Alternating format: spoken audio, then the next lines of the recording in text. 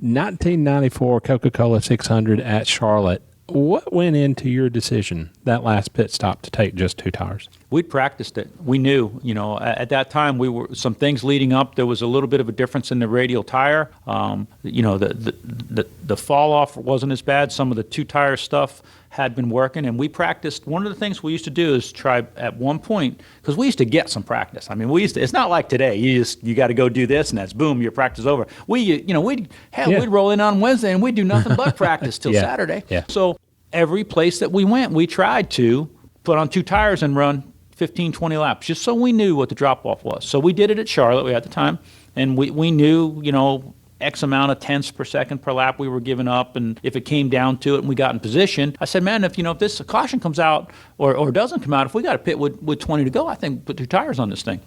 And it was really just a matter of math. So sure enough, we're getting close to the end there, and everybody's got a pit again. Rusty's leading. He fires down pit road, 4 tires, about 16 seconds, and takes off. Bodine's running second with a 7 car and comes down pit road and misses his pit or spins or something, but he's out now, right? So I'm waiting it out, so we're counting it down, and I remember Mr. Hendrick was standing there, and people going, when are you going to pit? I said, just, I'm going to watch this cycle here, and I watched everybody start pitting, 4 tires, and we got inside about 18 laps, and I knew that we were going to be about 0.2 of a second slower than Rusty on 4, but if we did 2, we could get out of the pits in about 9 seconds. So that's going to give us a 7-second deal. Okay, so we were 3 seconds behind him. We should come out 4 seconds ahead of him, and he is not going to be able to catch us in 15 laps. So I remember saying to the guys, look at me, because I didn't want to say it on the radio, and I just started holding up 2, 2, 2, 2, and when Jeff hit pit road, I said, be ready, we're doing 2 tires. And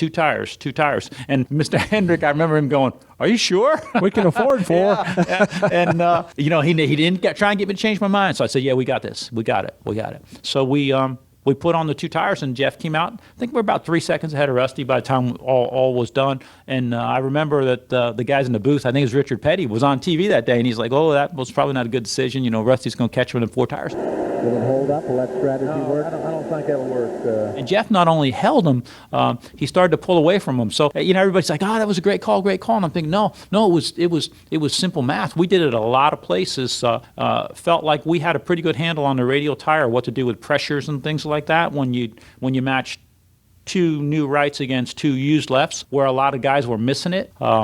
Because again, all my experience at IROC, that's all we did was test radial tires for Goodyear for a long time. And we hit it right that night, and it was just an incredible victory lane. That was one we'd look back and say we stole from Rusty.